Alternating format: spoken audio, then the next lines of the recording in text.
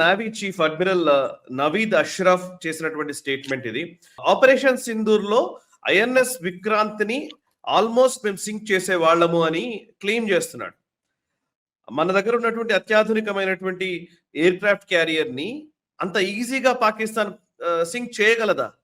అసలు ఇది ఒక రకంగా జోకే, దాంట్లో డౌట్ ఏం అక్కర్లేదు.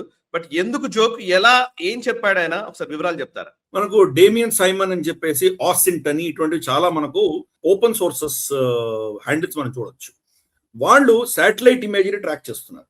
కొన్ని ప్రైవేట్ శాటిలైట్ ఛానల్స్ ఉన్నాయి, అని మనకు ప్రతి నిమిషం మన ట్రాకింగ్ ఇస్తారు. మనం వాళ్ళు ఫీజు పే చేసి దాన్ని వాళ్ళు శాటిలైట్ ఇమేజ్ తీసుకుంటుంటారు.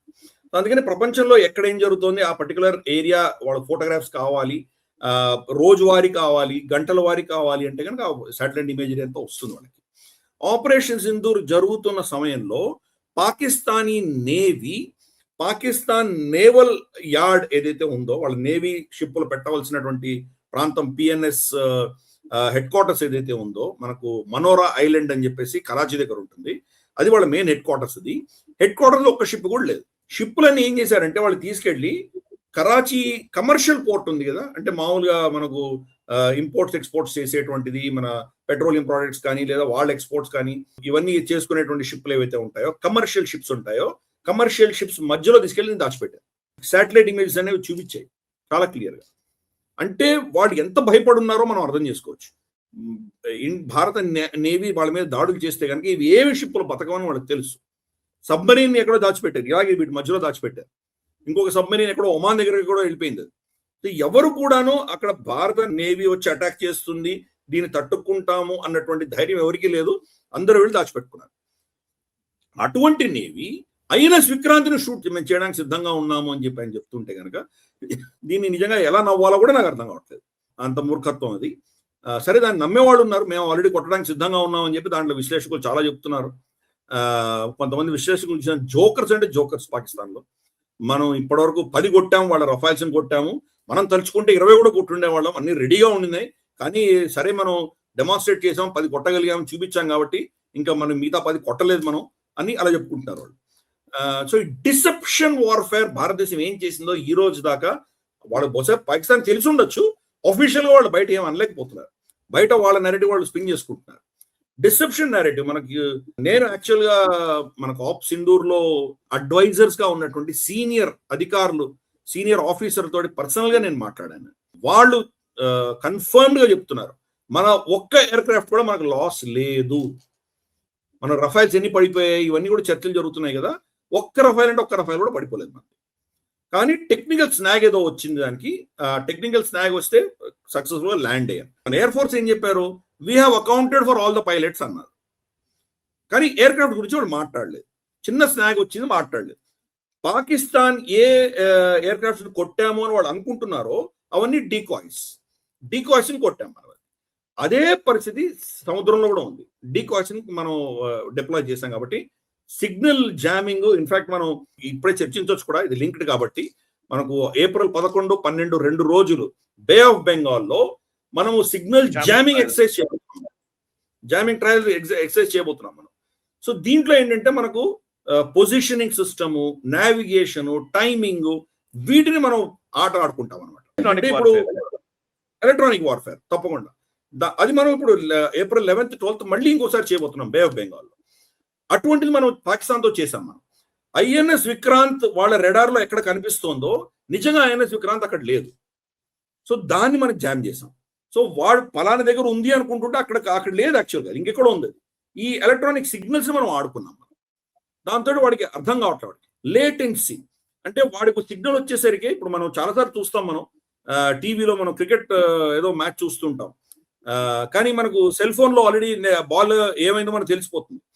సిక్సర్ కొట్టాడా, అవుట్ అయిపోయాడా తెలుస్తుంది. అక్కడేమో ఇంకా ఆ బాల్ కంప్లీట్ ప్లే అయి ఉంటుంది, మనకి సిగ్నల్ రావడానికి కొంత సమయం పడుతుంది. సో ఈ లేటెన్సీ చాలు. వాళ్ళు పలానా దగ్గర ఒకటి ఉంది అనుకొని వాళ్ళు యాక్షన్ తీసుకుంటే కనుక యాక్చువల్ రియల్ టైంలో అది ఇంకెక్కడో ఉండింటుంది. కాబట్టి ఈ టైమింగ్ అన్నది మనకు పొజిషనింగ్, నావిగేషన్, టైమింగ్ ఇవన్నీ కూడా మనం చోక్ చేయగలం, వాటిని ఆడుకోగలం. ఇటువంటిది చేసాం అక్కడ. కాబట్టి వాళ్ళు ఏమనుకుంటున్నారో, మన ఐఎన్ఎస్ విక్రాంత్ మేము కొట్టడానికి సిద్ధంగా ఉండినాము, మా దగ్గర ఫుల్ వెక్టర్స్ రెడీగా ఉన్నాయి, ఇవన్నీ వాళ్ళు డబ్బాలు కొట్టుకుంటున్నారే, వాళ్ళకి అర్థం కూడా కావట్లేదు మనం ఏ లెవెల్లో మనం యుద్ధం చేస్తున్నాం. ఈ రోజు అర్థమవుతోంది అందరికీ కూడా. ఇన్ఫాక్ట్ మనం చాలా సైలెంట్ గా ఉన్నాం. ఆప్ సింధూర్ లో మన డిఫెన్స్ కేపబిలిటీ ఏంటి, ఒక్కటంటే ఒక్క డ్రోన్ కూడా వాళ్ళది మన డిఫెన్స్ ఎస్టాబ్లిష్మెంట్ మీద పడలేదు. అంత సక్సెస్ఫుల్ గా దాన్ని మనం కౌంటర్ చేయగలిగాం. ఇన్ఫాక్ట్ ఈరోజు మనం కంపెనీ సెక్షన్ లో అటువంటి కంపెనీ గురించి కూడా డిస్కస్ చేయబోతున్నాం మనం. సో అంతటి కేపబిలిటీ ఉన్నటువంటి మన దగ్గర అదే మన కంపేర్ చేసే కాంట్రాస్ట్ చూసామంటే ఈరోజు మన గల్ఫ్ ప్రాంతంలో ఒక్క దేశం కూడా వాళ్ళ మీద పడుతున్నటువంటి అటాక్స్ ని వాళ్ళు 100% ఆపలేకపోయారు. సో దానికి కంప్లీట్ కాంట్రాస్ట్ మనం ఎలా ఆపగలిగాం. సో కాబట్టి ఈ ఇష్యూస్ ఉన్నాయి మనకి. సో అందుకని పాకిస్తాన్ వాళ్ళకి అర్థం కూడా అవ్వట్లేదు మనం ఏ లెవెల్లో ఆడుతున్నాం అనేది, మన గేమ్ ఏ లెవెల్లో ఉన్నదని పాకిస్తాన్కి అర్థం కూడా కాలేదు.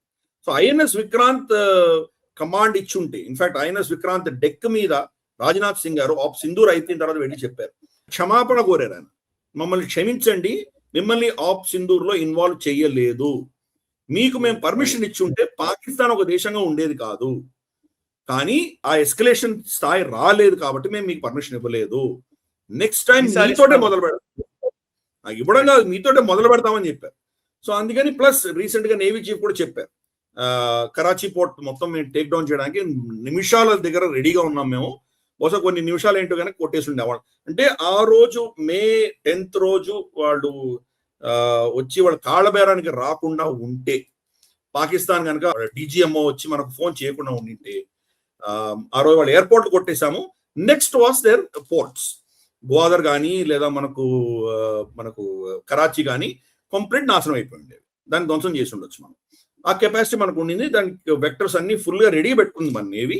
అఫ్ కోర్స్ ఇంత లోపల వాళ్ళు కారాబేయడానికి వచ్చారు, మనమేమో సీజ్ ఫైర్ అనౌన్స్ చేసాం కాబట్టి ఆగిపోయింది, లేకపోతే అది పరిస్థితి. అందుకని పాకిస్తాన్ ఒక డిల్యూషన్ లో ఉంటుంది, వాళ్ళు ఏదో ఒక నెరేటివ్ చెప్పుకుంటూ ఉంటారు కానీ సత్యం అది కాదు. సత్యం చూస్తే కనుక వాళ్ళు మనం ఎక్కడున్నామో వాళ్ళకి తెలియదు, వాళ్ళు ఎక్కడున్నారో మనకు 100% తెలుసు. ఫుల్ టార్గెట్స్ తోటి మనం రెడీగా ఉన్నాం. మనం కొన్ని నిమిషాల్లో దాన్ని సర్వనాశనం చేయగలిగిన కెపాసిటీ మనకు ఉంది. ఈ రోజు కాదు, 1971 యుద్ధంలోనే వాళ్ళు ధ్వంసం చేశాం. మొత్తం కరాచీలో ఉన్నటువంటి వాళ్ళు ఆయిల్ డిపోస్ అని కొట్టాం, ఎన్ని షిప్పులు ధ్వంసం చేశాం మనం. ఇంకా అప్పుడు ఇంత ఎలక్ట్రానిక్ వార్ఫేర్, ఇంత టెక్నాలజీ లేనప్పుడు, మన దగ్గర నేవీ కెపాసిటీ చాలా తక్కువ ఉన్నప్పుడు అప్పుడు కొట్టాం మనం, కరాచీని మొత్తం బ్లాక్ చేయగలం. ఇప్పుడు మన శక్తి ఏంటో మనం అర్థం చేసుకోవచ్చు. కాబట్టి ఇది సరే, వాళ్ళు ఏదో వాళ్ళ పొలిటికల్ నెరేటివ్ తప్ప ఇంకేమీ లేదు. ఒక మిలిటరీ వ్యక్తి చెప్పవలసిన విషయం కాదు. నిజంగా ఒక ప్రొఫెషనల్ చెప్తే కనుక, ఎస్పెషల్లీ థర్డ్ పార్టీ డేటాతో చూస్తే కనుక తప్పకుండా పాకిస్తాన్ ఇస్ నోవేర్, అండ్ మనం we have taken absolute superiority on Pakistan నేవీకి సంబంధించి మాత్రం. ఈ వీడియో మీకు నచ్చినట్టయితే లైక్ చేయండి, 10 మందికి షేర్ చేయండి, అలాగే కామెంట్ల రూపంలో మీ అభిప్రాయాలను మాతో పంచుకోండి. Nationalist hub group of channels ను సబ్స్క్రైబ్ చేసుకుని తెలుగునాట జాతీయవాద జర్నలిజాన్ని ప్రోత్సహించండి. ఈ వీడియో కింద ఉన్న బెల్ ఐకాన్ పై క్లిక్ చేయడం మర్చిపోవద్దు.